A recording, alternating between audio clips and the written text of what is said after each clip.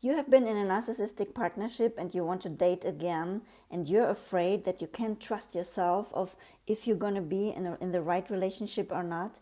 I'm going to talk about narcissistic relationships. I'm going to talk about how you have learned in possibly your narcissistic parents and families of origin, how masculinity and femininity was constructed.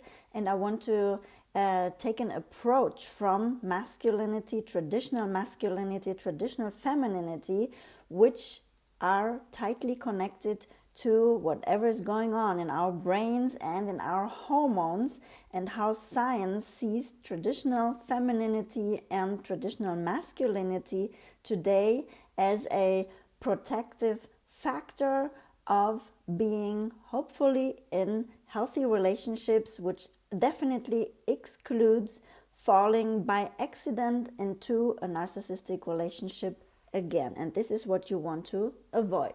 Let me talk about it. My name is Christinajunge. I'm a love and leadership mentor.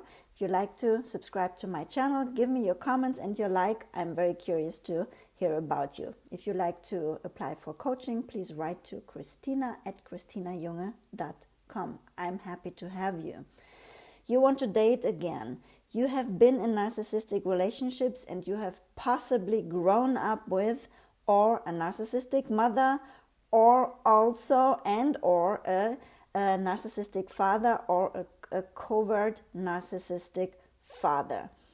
Neither of them is neither your mother in her femininity, nor these two types of fathers, of covert or open narcissistic fathers, are in their masculine. So you want to understand that there are traits which you can see in a feminine or in a narcissistic mother, in a feminine person, or also maybe in your partnership where you have been as a man, that a woman who is a narcissistic woman doesn't show traits like being nourishing, being in her body, being receptive, being there, being able to kick back, being able to trust you, being able to respect you, being able to receive from you, and all the different you have possibly as a man or as a woman lived relationships where this woman, this narcissistic woman, be it your mother or be it whoever was there in your life, a person who's controlling, a person who is hurtful, a person who is getting you into your head because this person is getting you up and down and does things you can never understand, makes you feel confused and never safe, and a person who is entirely, let's say, empowered or trying to take control of every situation wherever it comes up from. And this has nothing to do with being there in your body, being there, or her in her body, being receptive, being creative, taking care of her body in a sense of listening to her body, being there like a magnetic person, like an elegant person who has grace, and who is again nurturing, compassionate and intuitive. If you as a man or you as a woman have learned that this is femininity, being controlling, being abusive, being not nurturing, being not open emotionally, being not, let's say, a nest for you, you might be prone to choosing the wrong person in your relationships because you have not understood or you have no clear concept about what is femininity and what has this to do with hormones, that a man and a woman can make a living together in a healthy way. I'll talk later about this. I want to talk about the covert narcissistic man or father and the narcissistic father, who are both not in their masculinity. Being in their masculinity, let's talk about the covert narcissistic person, father, masculine person. is a person who is constantly in the victim position, is constantly a person who's like, you hurt me, is constantly a person who's not in charge, is a person who cannot give safety, is a person who cannot give clear guidance, is not a person who's doing, is not a person who is, let's say, seeking to do for others, is not a person who loves challenges and loves to prove themselves, to protect the family, to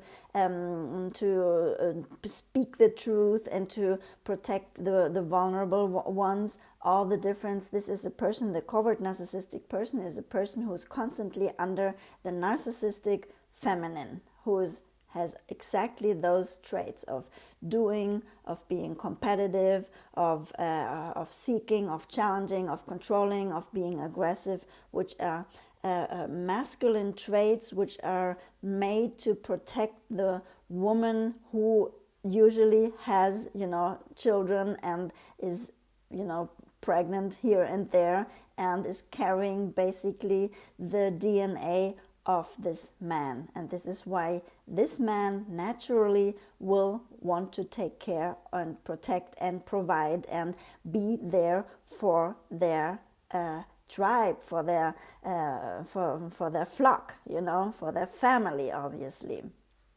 Now, when you have a narcissistic and not a covert narcissistic but an openly narcissistic father you have grown up with, be it you being a woman or a man, it doesn't matter, you have learned that this behavior, which is not so much connected to a victimized behavior, but a behavior which is still connected to a person who is highly sensitive to what you're telling them, highly sensitive to emotional things, highly sensitive to take care, not being put in a victim position, while this person, yes, puts himself all the time in the victim position and is a highly aggressive but non-protective person, is not a person who is taking care of their flock, is not a person who is providing, is not a person who is there and who is,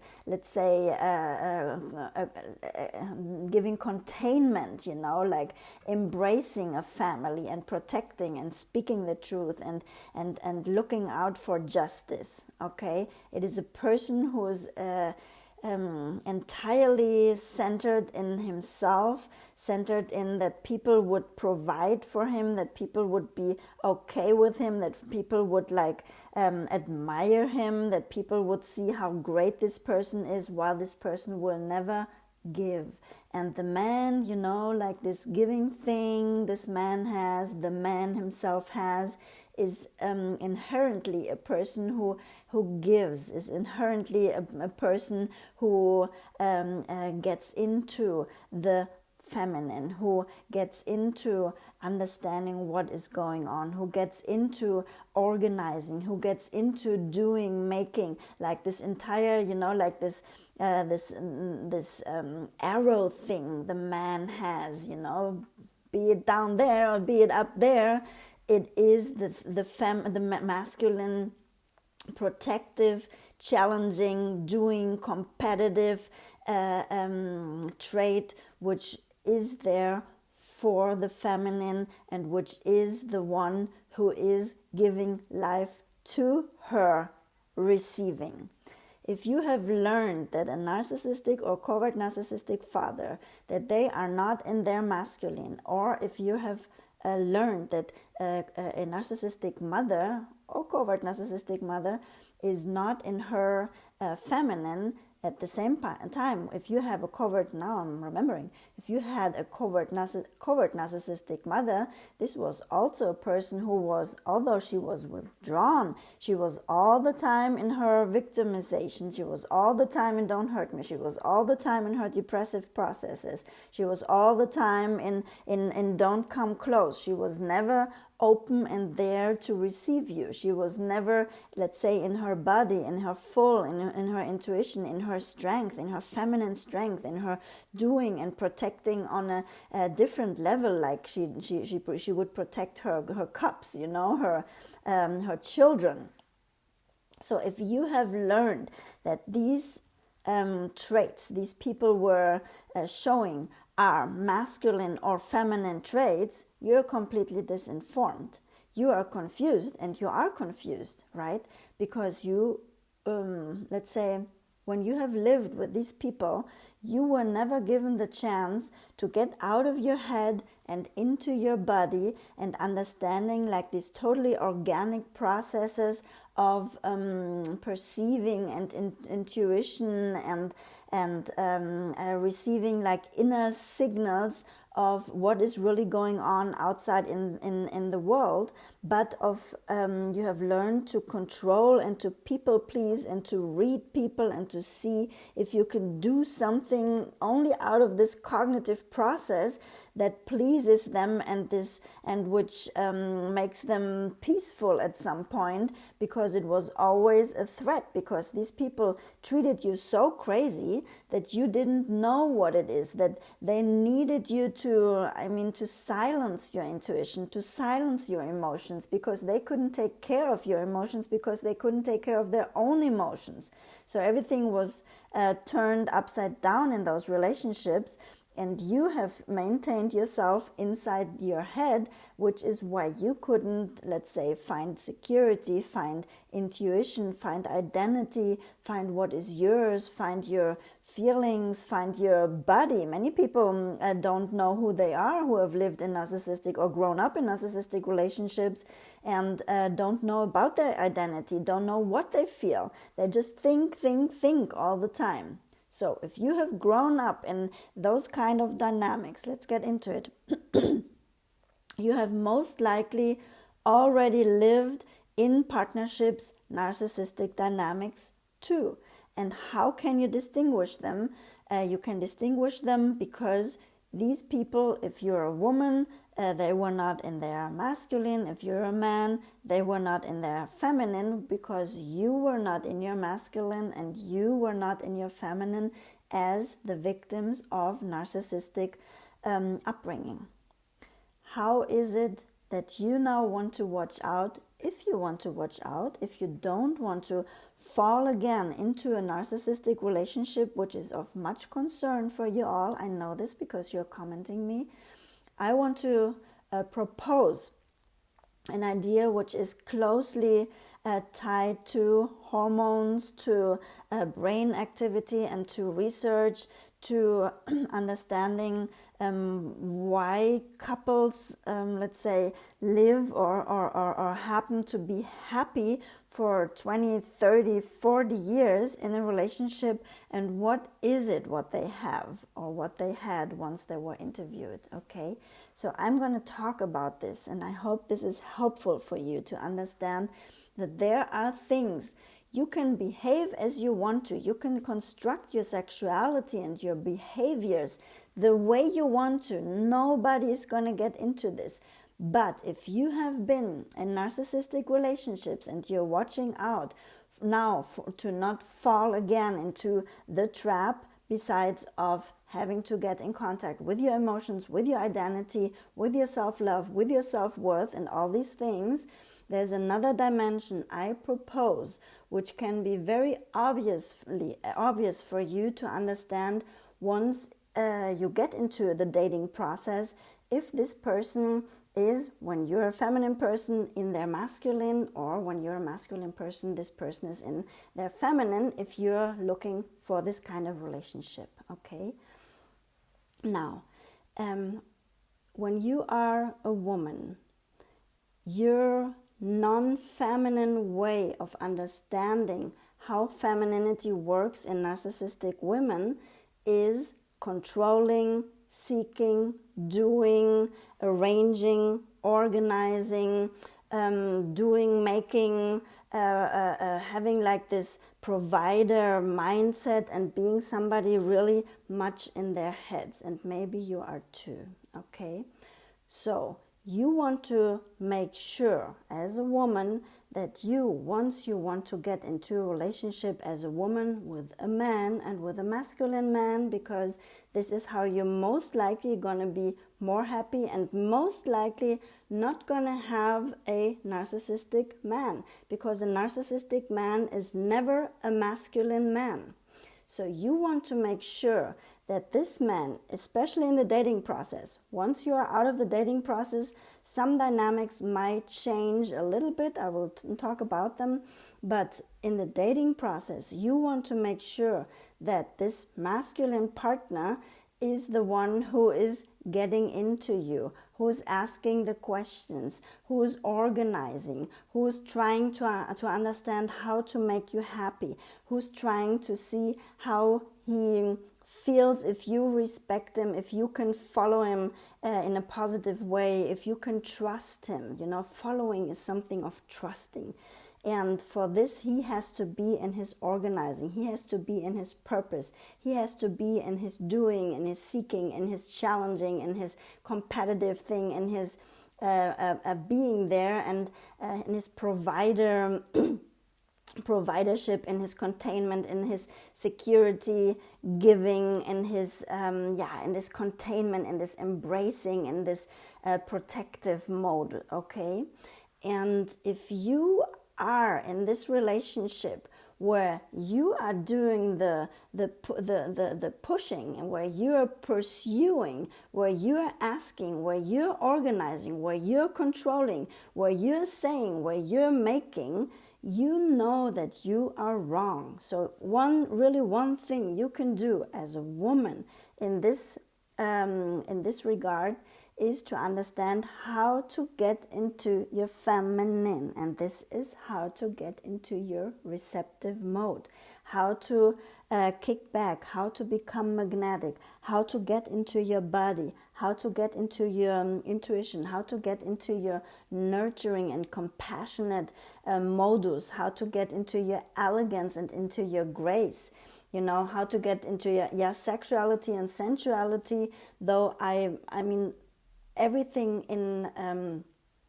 in science around it would recommend you to never ever give away the booty too fast, because the man needs to get into you first with his understanding, with his feelings, with relating, with his spiritual side, with his psychological side, with making a friendship, with understanding that you will trust him, that you will respect him, that you will be there for him, that you will be trustworthy also.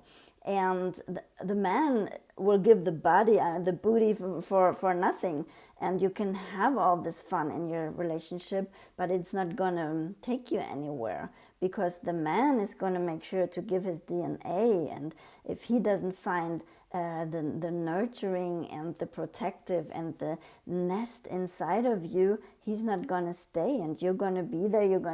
It was so much fun. We had so much pleasure in the sexual moments, but where is he? He's gone. He's ghosting me.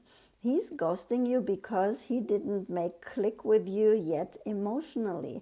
And this is why you want to wait. There's no moral thing about it. It is just for you, that you too can develop a relationship where you, and this is really good for the man, where you communicate your standards, your principles, and your values, that this man knows that he can't do, whatever he wants to with him, because men don't want this.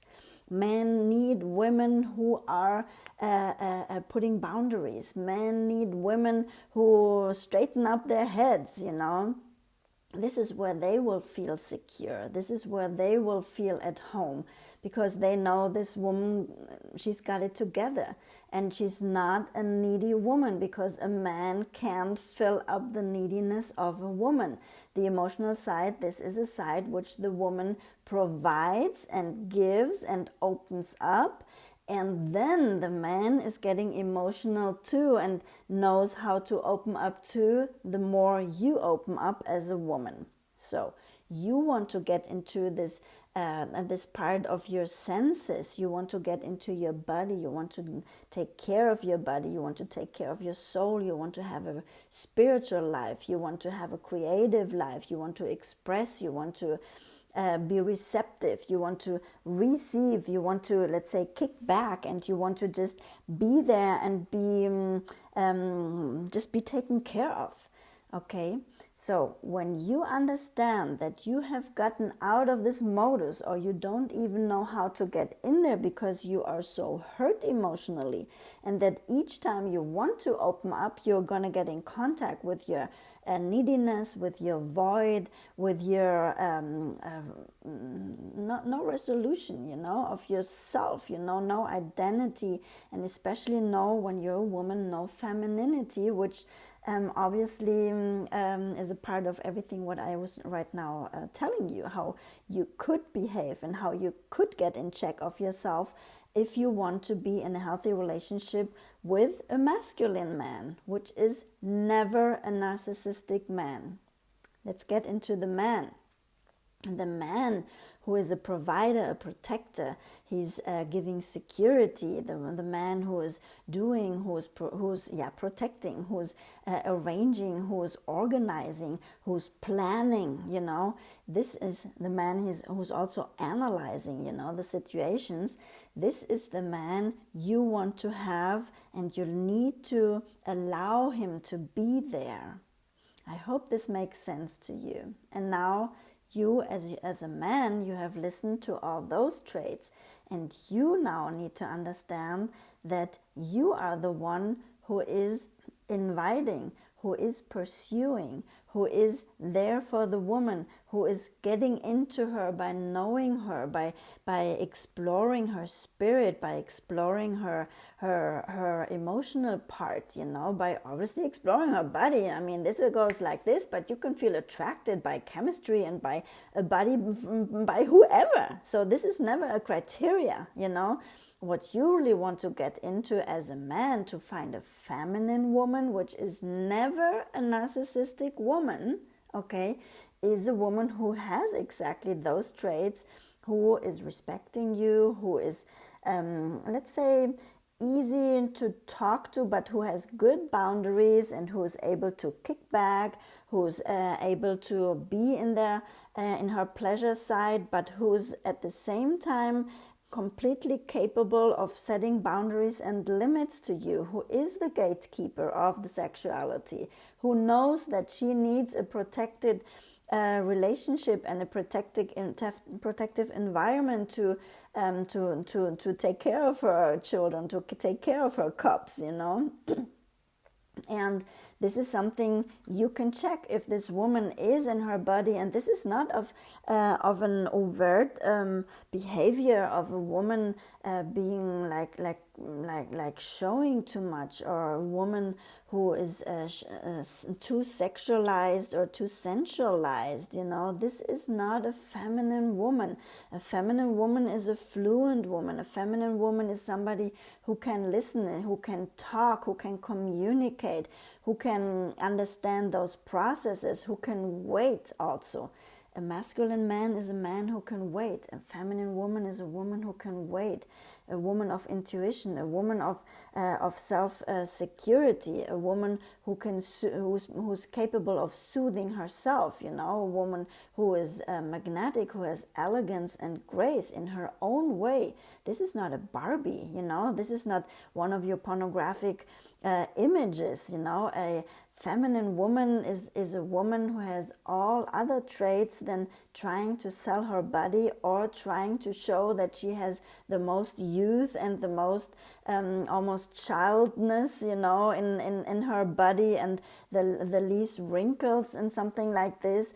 Although she does take care of herself, but this is not her most outgoing trait, though her most outgoing trait is that she has the nurturing part, the compassionate part, the elegance part, taking care of her body part, but somebody who is not emotionally needy and who is not controlling, somebody who is not the one who's paying for the date, somebody who is being able to receive. So you want to organize. As the man, you want to listen to what is it what this woman said, what she needs. You can make a woman happy by understanding what she needs, by getting into her and asking what she wants, what is interesting to her, what she likes, what she dislikes. You just need to listen. So this is a thing, because you most likely have learned that women are and that is something you can't even listen to. So you need to be very careful, and you need to put limits to the woman. You need to be a leader. You need to be the one who is guiding and the relationship, while she is observing this, and she is putting her boundaries to see this should be like this, to see if you are providing for her, if you're providing security, if you're providing whatever it is she needs emotionally. And it is not so much about you being the provider as having the better job. Many women have the better jobs, but once you are together, it is important that this woman just gets into her receptive mode, that you can feel that she's trusting you, that she respects you, and you do this intuitively. But observe who is controlling, who is doing this in the beginning, okay?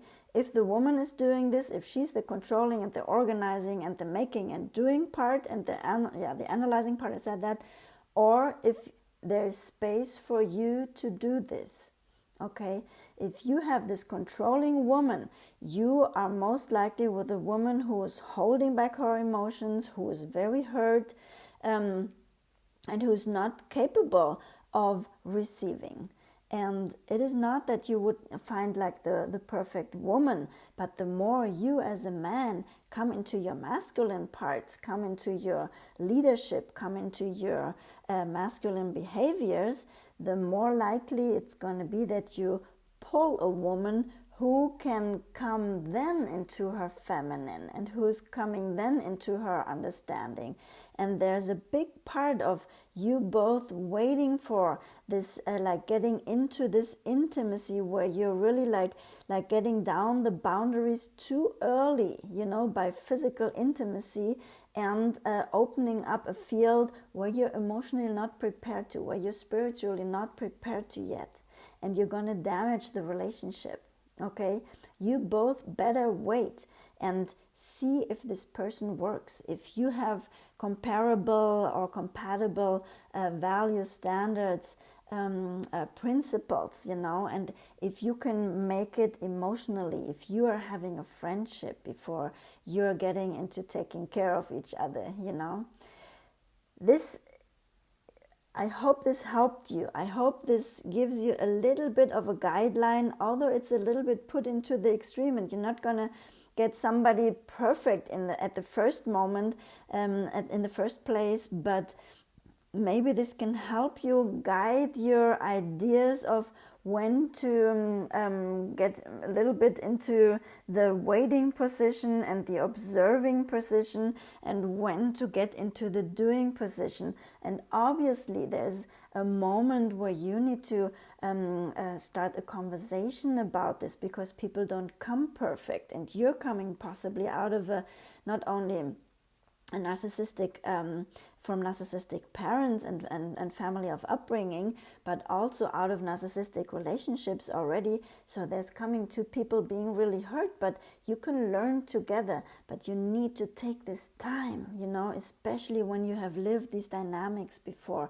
You need to take your time to construct trust, to construct your masculinity as a man and to construct your femininity as a woman. And then you can go this way, learning with each other and being really careful and really educating yourselves about the dynamics and about what is feminine and what is masculine and why it helps us so much, because it is in the woman estrogen creating and in the man testosterone creating. So these are two things. If you as a man are getting out of those dynamics, you're getting into your estrogen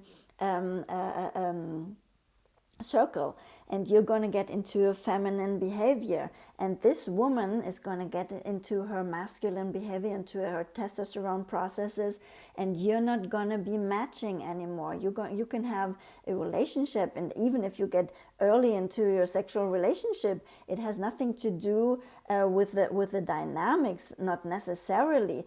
But if you do, and if you don't understand the underlying dynamics of masculinity and femininity, of estrogen processes and testosterone processes, you are most likely going to be not very happy after a while, because you have gotten too fast into the how do you say it in English? The oxytocin processes, where you're binding, where you're looking for a partnership before you have established your boundaries and what you need to do to be able to open up, to be able to explore the field of masculinity or femininity. I hope this was a little bit helpful. It's not going to show itself so one-to-one, but there's a lot of clues in there where you can observe as a woman. If you have to kick back more, or you as a man getting more into your leadership, although she is controlling. And obviously not over the way of controlling, but over the way of communicating and of making your partner understand once they are stepping into their masculine behavior as a woman or feminine behavior as a man, which is almost like a protective behavior for each one of you. And to understand that this is like a very delicate dynamic, where each of you is very wounded. Okay, I hope this was helpful. If you like to subscribe to my channel, I'll be happy to have you. And check out this other video, which is coming up right here, talking more about narcissistic dynamics, how to get out of them, how to get into self-love and self-respect, how to construct your identity, and like this, creating healthier relationships. I'm happy to have you. I see you in this video. Bye.